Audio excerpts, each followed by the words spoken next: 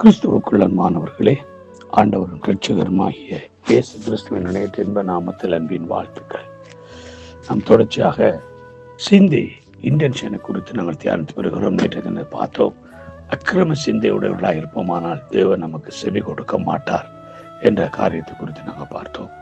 இன்றைய நாளில் நாங்கள் பார்க்க போகிற காரியம் மாம்ச சிந்தையை குறித்து நாங்கள் பார்க்க போகிறோம்.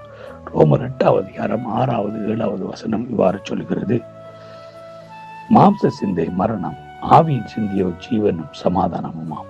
எப்படியெனில் மாம்ச சிந்தை தேவனுக்கு விரோதமான பகை.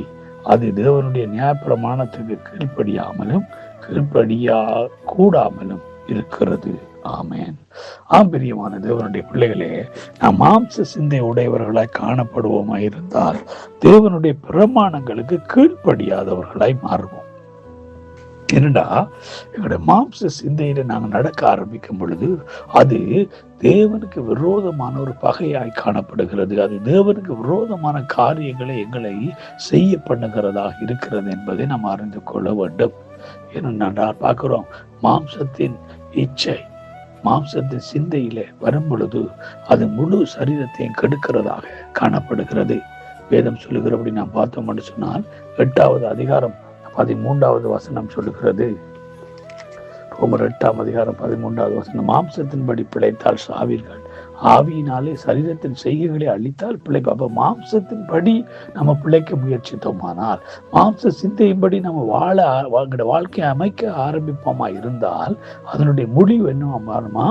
அது மரணத்துல சாவில கொண்டு முடியும். அப்ப ஆவியினால நாம மாம்சத்தின் செய்கைகளை அழிக்க வேண்டும்.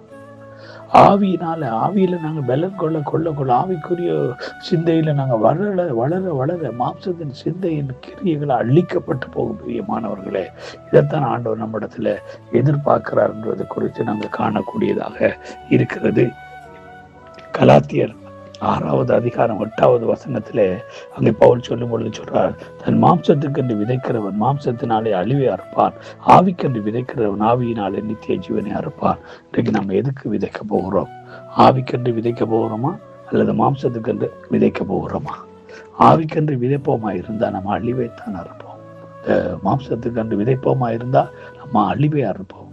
ஆவிக்கென்று விதைக்க ஆரம்பிப்போம் மாட்டோம். அதனால் எங்களுக்கு பிழைப்பு உண்டாகும், விடுதலை உண்டாகும், சுகம் உண்டாகும், ஆரோக்கியம் உண்டாகும், நித்திய ஜீவன் உண்டாகும். ஆகவேதான் கிறிஸ்துவுக்குள் அன்பான தேவனுடைய பிள்ளைகளை, தர்மையான காலை வழியில் நம்ம சற்று சிந்திக்க அழைக்கப்படுகிறோம். நாம் இன்றைக்கு எப்படிப்பட்ட சிந்தையில இருக்கிறோம்? மாம்சத்தின் சிந்தையின்படி இருக்கிறோமா அல்லது ஆவியின் சிந்தையில இருக்கிறோமா? மாம்சத்தின் சிந்தை எப்பொழுதும் தேவனுடைய பிரமாணத்துக்கு கீழ்ப்படியாமல் பண்ணும். ஏவாளை பார்க்கிறோம், மாம்சத்தின் சிந்தையை முழுவதும் அவள் மாறின பொழுது அவள் தேவனுடைய பிரமாணத்தை அவள் மீறினாள். தேவன் செய்ய வேண்டாம் என்று சொன்ன காரியத்தை அவள் செய்தாள். அது நிமித்தமாய் நான் பார்க்கிறோம், அவள் தேவ சமூகத்திலிருந்து திரட்டப்பட்டாள். இதே ரோமருக்கு எழுதின நிறுவனத்துல 10 அதிகாரம் 3 வசனம் சொல்லுகிறது. எப்படி என்றால், அவர்கள் தேவனுடைய நீதியை அறியாமல் தங்கள் சுயநீதியை நிலைநிறுத்த தேடுகிறபடியால் தேவனுக்கு நீதிக்கு கீழ்ப்படியாமல் இருக்கிறார்கள். அதுதான் இன்றைக்கு நீங்களும் நானும் தேவனுடைய வார்த்தைக்கு கீழ்ப்படியாமல், தேவனுடைய பிரமாணத்துக்கு கீழ்ப்படியாமல் போக பண்ணுகிற காரியம்தான் மாம்ச சிந்தையிலே வாழ்கிறது.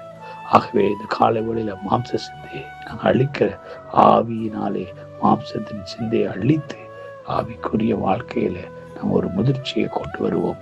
கர்த்தர் தாம் உங்களை ஆசீர்வதித்து நடத்துவாராக. God bless you all.